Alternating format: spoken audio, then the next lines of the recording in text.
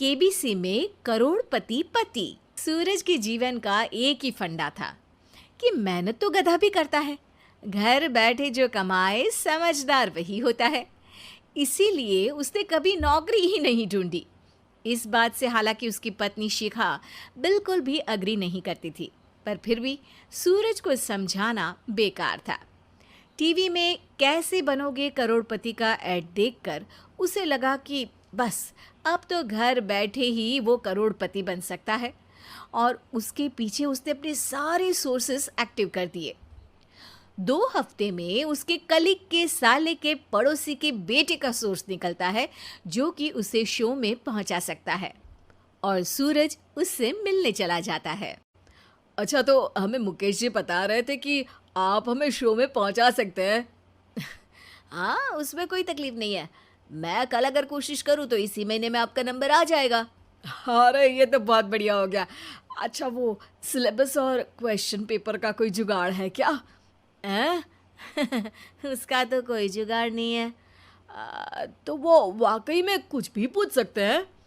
हाँ, वो तो बच्चन जी पर है, जो पढ़ते हैं वो पूछ लेते हैं।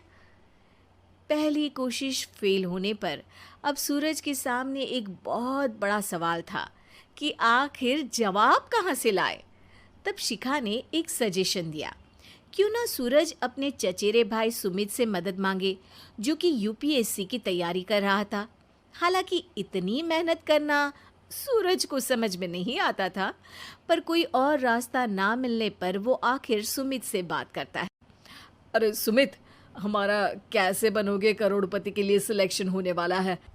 तुम हमें थोड़े चिट बनाने में मदद करोगे क्या? अरे भैया, चिट बनाए तो सालों हो गए, उसमें हमारा एक्सपर्टीज नहीं है, बल्कि आप बोलो तो हम आपकी पढ़ने में ज़रूर मदद कर सकते हैं। हट, कैसी अनाप शराब बातें कर रहा है तू।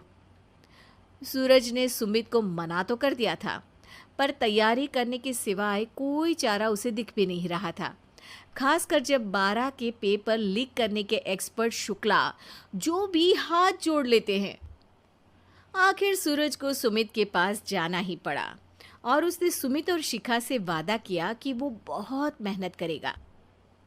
1 महीने की तैयारी के बाद फाइनल हुआ कि शो से 1 हफ्ते पहले एक ट्रायल खेला जाएगा, जहां पर सारे रिश्तेदार ऑडियंस की जगह पर होंगे और शिखा सवाल पूछेगी। दूर दराज से भी रिश्तेदार आकर हाजिर हो गए देखने कि आखिर कैसे बनेगा सुमित करोड़पति। सब कुछ सेट था, और इतने में सूरज आकर अपना स्पीच देता है। ये 1 महीना मेरे लिए आसान नहीं था, पर अपने भाई सुमित और अपनी पत्नी शिखा की मदद से मैं इतनी दूर पहुंच पाया हूँ। मेरे मम्मी पापा के आशीर्वाद ने भी बहुत साथ दिया है मेरा। मैं उम्मीद करता हूँ कि आज के शो में आप लोगों को बहुत मज़ा आएगा। साक्षी पहला सवाल पूछती है और पूरे कमरे में सन्नाटा छा जाता है। इंडिया में कितने स्टेट्स हैं? 3, सॉलिड, लिक्विड और गैस। अरे रुकिए, तो ऑप्शंस तो देने दीजिए। इतने में 5वीं कक्षा का चिंटू बोल उठता है। अरे क्या मामा, आप तो पहले सवाल पर ही आउट हो गए। अरे बेटा, पहला सवाल तो ट्रायल होता है ना। अरे तुम अब देखना। देखने जैसी बात तो थी ही। सूरज को इतना शांत किसी ने नहीं देखा था। कभी कभी तो लगता था मानो सूरज आंख खोलकर ही सो गया हो। मामा जल्दी करो प्लीज, कल सुबह पनवेल भी तो निकलना है। अरे हट, कंसंट्रेट करने दे मुझे। 3 सवाल में 3 लाइफलाइन खत्म हो चुकी थी, और अब चौथे सवाल पर भी सूरज का मौन नहीं टूटा। पर सूरज अभी भी हार मानने को तैयार नहीं था। उधर हर कोई सूरज को छोड़ सुमित को देख रहे थे। आखिर सुमित ने ही तो पढ़ाया था सूरज को। गजब बेइज्जती है यार।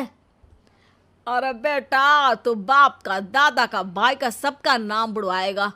अरे 3 लाइफलाइन ले ली तो भी तेरा कुछ नहीं होना है।